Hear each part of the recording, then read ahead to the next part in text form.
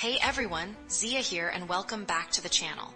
I have some absolutely insane and important updates for you today, okay? Let's jump right into it. Okay, News fam, get ready.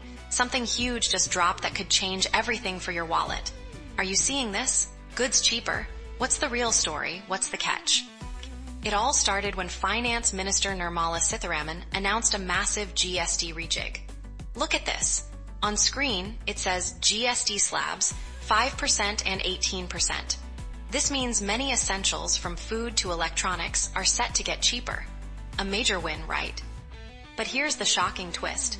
Union Minister Piyush Goyal just dropped a bombshell, telling industries to pass the full benefits to you, the consumer. And the proof is right here. Look at the screen. It says industry, share the savings. He's pushing for a virtuous cycle of growth. He's even painting a picture of India becoming a $30 trillion economy by 2047. Look at these projections. Right here it says, India, $30 trillion by 2047. But hold on, because it gets crazier. Is this brilliant, or is it a huge mistake if industries don't play ball? The entire plan hinges on industries actually complying. Will they, or will we see the benefits disappear into corporate pockets?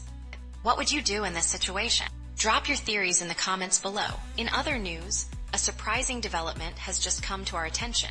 Kathmandu was on fire, streets choked with protest, and then silence. 19 dead, hundreds injured. How did a social media ban spark such a catastrophe, and why did the government suddenly cave? Okay, you are not going to believe what we uncovered. Nepal blocked 26 social media platforms, including your favorites, Facebook and X. And the reason? Look at this text on screen. 26 platforms blocked, failed to register. They simply refused to comply with local registration rules following a Supreme Court directive. But here's the wild part. The youth, Gen Z, took to the streets. They camped outside Parliament, and when you see the scene in this frame, the energy was undeniable.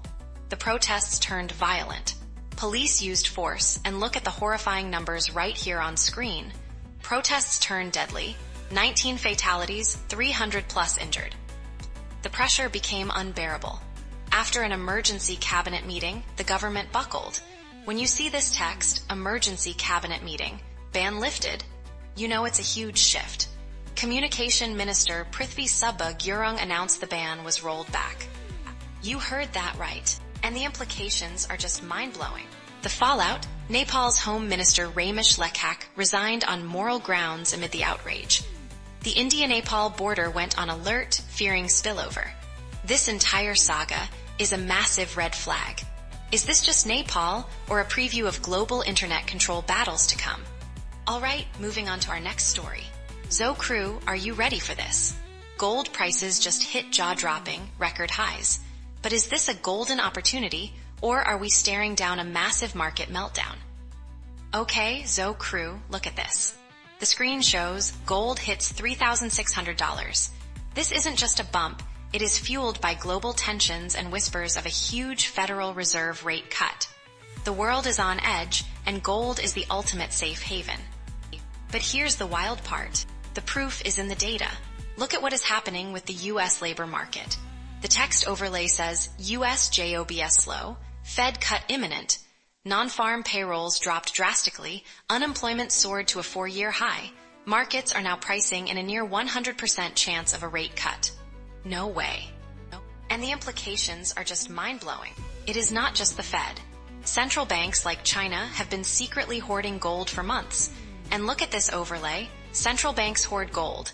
ETF inflows are through the roof. Speculators are piling in, betting big. This is not just a trend, it is a strategic move. So Crew, what is next? All eyes are on US inflation data this week.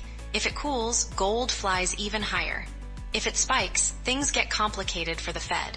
Experts are saying buy on dips. But is that a safe bet? What would you do in this situation? Okay, from the world of politics to the world of entertainment. Hold up, because the global economic stage just got electrifying. Tariffs are flying, and a powerful warning just dropped at the BRICS summit. Is the world on the brink of a trade war?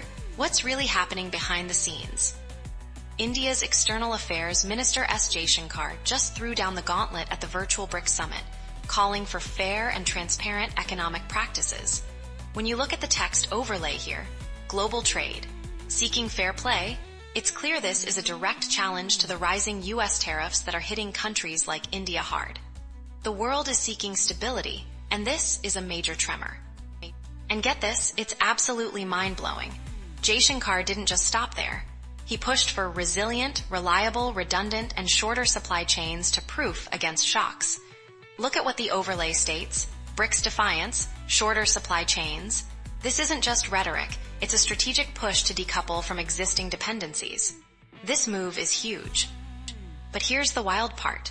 Brazilian President Lula da Silva convened this summit specifically to discuss U.S. tariffs and trade disruptions. Jaishankar urged a constructive and cooperative approach, but also pointed out India's biggest deficits are with BRICS partners. The overlay reveals the core issue: internal BRICS tensions, India's trade deficits. The plot thickens, doesn't it? This isn't just about tariffs. It's about the state of the world today, conflicts, pandemics, climate. The multilateral system, Jaishankar says, is failing us. The BRICS nations are stepping up to tackle these serious stresses. But what do you think happens next? Can BRICS truly reshape global trade, or are these just fighting words? And now for something on a lighter note. Okay, you are not going to believe what happened. In a city known for its vibrant energy, Jerusalem was rocked by a horrific act. 6 innocent lives lost, over 20 injured. What just unfolded? And the world reacted immediately. India's Prime Minister Narendra Modi, seen right here on X, strongly condemned this heinous act. He stated, "India condemns terrorism in all its forms and manifestations and stands firm in its policy of zero tolerance towards terrorism." And we have the receipts. The details are chilling. 2 Palestinian gunmen opened fire at a bus stand during office hours. But here's the wild part. The attackers were shot dead at the scene by a soldier and an armed civilian. Police recovered multiple guns and a knife. And this is where it gets interesting. International condemnation poured in, with Spain confirming one of its citizens among the victims. Israeli Prime Minister Netanyahu quickly vowed to pursue anyone who aided these attackers. President Abbas also condemned the violence, but the story is far from over. The attackers were identified as Palestinians from the Israeli-occupied West Bank, adding layers to an already complex situation. Police arrested a suspect from East Jerusalem connected to the shooting. So, what's the real story here? How do we navigate this escalating tension? Okay, up next, you guys are not going to believe this. Nepal just saw a digital earthquake, Zo Squad. 19 dead, hundreds injured, all over social media. Access restored, but at what cost? What really happened when the government tried to silence a generation? 3 days ago, 26 platforms, including X and Facebook, vanished. The government said it was about regulation, not a ban. And look at this on-screen text. Social media ban lifted. But hold on, because it gets crazier. These weren't just protests. They turned into violent clashes, leaving 19 dead and 300 injured. Look at this on-screen detail. 19 dead, 300 injured. Prime Minister Oli then claimed unwanted elements infiltrated peaceful demonstrations, forcing police action. Is this brilliant, or is it a huge mistake? But the UN Human Rights Office is shocked, demanding a transparent investigation into the use of force. And the implications are just mind-blowing. Look, the on-screen text, UNDEMANDS investigation, tells you everything. Now, Oli has formed a probe committee, expected in 15 days, in an attempt to de-escalate tensions. So, social media is back online, the protests are easing, and a probe is underway. But with 19 lives lost and international bodies watching, is Nepal really ready to turn the page? Or is this just the calm before the next digital storm? And just when you thought the day couldn't get any stranger. Okay, crew, buckle up. India's vice presidential election just went down, and the results are about to drop. But is this race already over, or is there a hidden battle no one's talking about? Officially, the story is one thing. Look at this scoreboard, crew. The National Democratic Alliance, the NDA, has a commanding 427 votes against the opposition's 354. The numbers on the screen tell us the NDA's lead is clear. It looks like a done deal for CP Radhakrishnan, but wait, there's more. And this is where it gets interesting. The opposition's candidate, B. Sudarshan Reddy, a former Supreme Court judge, is renowned for a landmark 2011 ruling. And the text on screen highlights it perfectly. The 2011 verdict, a campaign shocker. His Salwa Judum verdict, declaring a tribal force unconstitutional, became a massive flashpoint in the campaign. But here's the wild part. Get this, it's absolutely mind-blowing. Radhakrishnan's team raised a red flag about Reddy meeting RJD leader Lalu Prasad Yadav, a figure convicted in multiple corruption cases. Look closely at the image. That's Reddy in a discreet meeting, with the text asking, "Secret meeting with controversy?" This isn't just a political chess match. It's a full-blown ideological battle. So, crew, with the votes counted, and the political establishment gearing up for a predictable outcome, what does this truly mean for India? Is this just another election, or a sign of deeper political shifts? What's your take on this? Now, for a look at what's happening in the world of finance. You are not going to believe what the stars are revealing for Libras today. Shifting situations, unexpected turns, and a cosmic puzzle we need to solve together.